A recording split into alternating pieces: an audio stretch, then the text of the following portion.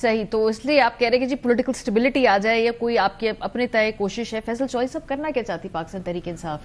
Dialogue کرنا چاہتی ہے, ڈائیلاگ نہیں کرنا چاہتی, مزاحمت کرنا چاہتی, مفاہمت کرنا چاہتی ہے, 8 فروری کی فی الحال ڈیڈ لائن تک آپ گزارنا چاہتے ہیں؟ دیکھیے دو چیزیں ہیں. پہلے تو میں اپنے دوستان جو عقیل ملک صاحب نے جو بات کی ہے, دیکھیے یہ گلو بٹ لیک والا جو رویہ ہے نا, یہ جسٹیفائی نہیں ہو سکتا.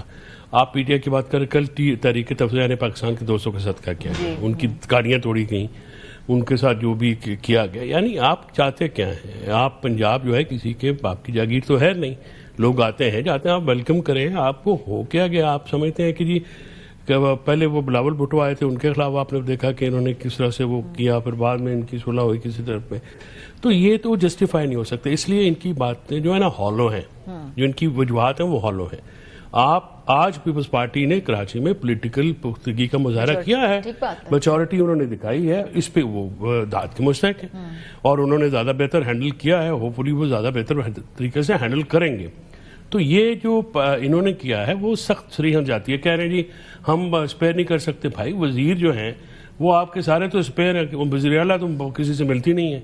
دوسری بات یہ ہے کہ آپ وہاں پہ بھیجتے ہیں بندہ, ایک وزیر بھیجتے تو اچھا ہوتا ہے نا, پنجابی پختون کا ایک ویلکم کر رہے ہیں. آج وہاں پہ جو ایتھنیسٹیز ہیں وہ آپس میں قریب آئی ہیں. دیکھیں نا اس کی فرق ہے. Now coming to the N D C. جی آپ نے محمود بھائی سے یہ سوال پوچھا کہ وہ کہہ رہے ہیں کہ پی ٹی آئی والے کہ آپ مشکل وقت میں چلے گئے تھے. تو میرا سوال یہ ہے پی ٹی آئی, میری اپنی لیڈرشپ سے میں ہمیشہ یہ کہتا ہوں کہ اب پی ٹی آئی پہ کون سا آسان وقت ہے. آپ یہ جو شک کی بنیاد ہوتی ہے نا, میں آپ کو انشور کرانا چاہ رہا ہوں کہ اسٹیبلشمنٹ اور نون لیگ کی کوئی خواہش نہیں ہے مذاکرات کی. اچھا بالکل, وہ کیوں کریں گے؟ تو پھر شہباز شریف صاحب کیوں آفر؟ میں یہ بات کر رہا ہوں, وہاں پہ کچھ لوگ ہیں جو کہ سیاسی طور پہ میچور ہیں, رانا ثناء اللہ, اسپیکر, وزیر اعظم سمیت کچھ لوگ. نواز شریف صاحب کا مجھے نہیں پتا کہ وہ کرنا چاہ رہے ہیں, یہ کریں. اوبیسلی سیاسی آدمی ہیں, سمجھدار ہوں گے. ہو نہیں سکتا. ہاں جی, وہ تو کہتے ہیں مقتدرہ کی بھی مرضی ہے. اب گزارش ہے جی, رانا ثناء صاحب پی ٹی آئی والے جو ہمارے دوست ہیں جو ہاک ہیں, انہوں نے 2.5 سال نہ تو مزاحمت ہو سکی, نہ انقلاب آ سکا, اور نہ ہی آپ کوئی پولیٹیکل حکمت عملی دے سکے. دیکھیں نا, آپ کو مزاحمت بھی کرنی ہے تو اس کی سیاسی حکمت عملی ہوتی ہے. یہ جو احتجاج ہوتا ہے یہ حکمت عملی نہیں ہوتی, اس کا ایک وائٹل پارٹ ضرور ہوتا ہے. آپ یہ کہہ رہے ہیں کہ 8 فروری کو ہم کر لیں گے, جی ہم نے پہیے 8 فروری کے بعد آ جائیے گا. 8 فروری کے پہلے تو بات یہ ہے کہ ماحول تو بن جائے.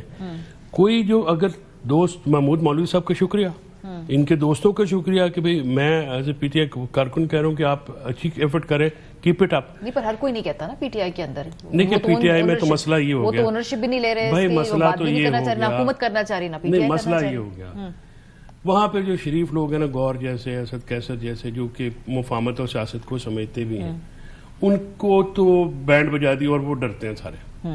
آپ دیکھیں نا تحریک تفضیہ نے پاکستان کی اکابرین نے جو اعلامیہ نکالا, ان کا جو کل جماعتی کانفرنس ہوئی تھی, اس میں انہوں نے عمران خان صاحب کی رہائی کی بات نہیں کی, کسی قسم کی شرط نہیں رکھی, اور کہا کہ ہم حکومت سے مذاکرات کریں گے. وہ بیانیہ کہاں گیا؟ اس کو اسی ہاکش ایلیمنٹ نے اس کو جو انڈرمائن کر دیا ہے. اور اب واضح طور پہ محمود خان اچکزئی صاحب ہوں, ناصر عباس صاحب ہوں, مصطفیٰ نواز جیسا میچور آدمی بھی ہو, یہ وہ پی ٹی آئی کے اس ہاکش گروپ سے. فیصل صاحب بڑی آسانی سے کمپارٹمنٹلائز کر دیتے ہیں. عمران خان صاحب کیا مزاحمت نہیں کرنا؟ کیا ان کی جو ٹویٹس ہیں, ان کی جو بات ہے, وہ کیا مفاہمتی آپ کو بات نظر آتی ہے؟ اب یہ میں بات کر رہا ہوں کہ یہ جو عمران خان صاحب کی جو اندر سے ٹویٹس آتی ہیں, یہ جو سلسلہ آتا ہے, اور اس کو باہر جو اڈیالہ کے باہر جو کچھ ہو رہا ہے, اب مجھے بتائیے کہ آپ کو ایک یہ بھی تو دیکھنا ہے نا کہ اس کا فائدہ اور نقصان کس کو ہو رہا ہے. کیا عمران خان صاحب کو اس چیز کا فائدہ ہوا ہے, نقصان ہوا ہے؟ میری نظر میں نقصان ہوا ہے.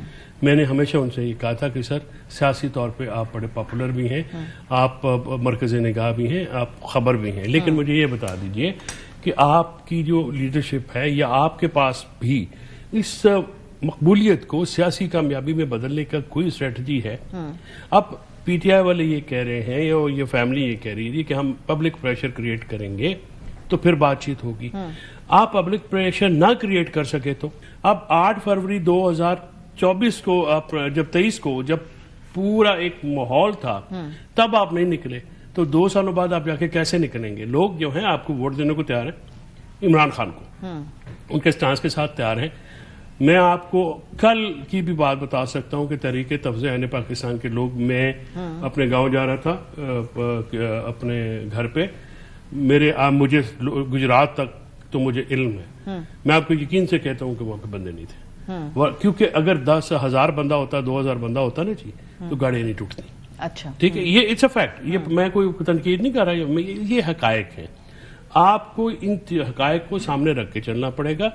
بیرسٹر عقیل وغیرہ کی مجبوری کوئی نہیں ہے اس وقت, یہ انجوائے کر رہے ہیں. ان کو مذاکرات کی آفر کیوں کر رہے ہیں؟ مذاکرات کی آفر اس لیے کر رہے ہیں, جو دیکھیں اس میں بھی ان میں بھی کنفیوژن ہے. ہاکش گروپ ہے جس میں عقیل بھی جو نا نون کے عطا تارڑ صاحب ہو گئے, یہ ہاکش گروپ میں عقیل ملک, ہاں یہ بڑی نا نرم انداز سے انکار کرتا ہے. آپ نے کبھی دیکھیے گا اتنے پیارے کلیئرٹی لے لیتے ہیں, میرا تو خیال تھا یہ ڈبز ہیں. نہیں, اچھا, ایسی ڈبز ہو جائیں تو امن آئے نا. اچھا, تو گزارش یہ ہے کہ اس میں جیسے وہاں پہ جو وزیراعظم نے جب بات کر دی, اس کے بعد جن لوگوں نے مذاکرات میں مین میخ نکالی وہ بائی پاس کر رہے تھے وزیراعظم کو. اچھا, دیکھیں نا وزیراعظم نے جب بات کر دی تو ٹیکنیکلی اسپیکنگ تمہاری ان کے ہیڈ کا ایک بات آ گئی, اس کے بعد تو آپ کو بات نہیں کرنی چاہیے تھی. وائی عطا تارڑ ہینڈ تو یہ پوچھ لیتے ہیں نا عقیل ملک صاحب سے.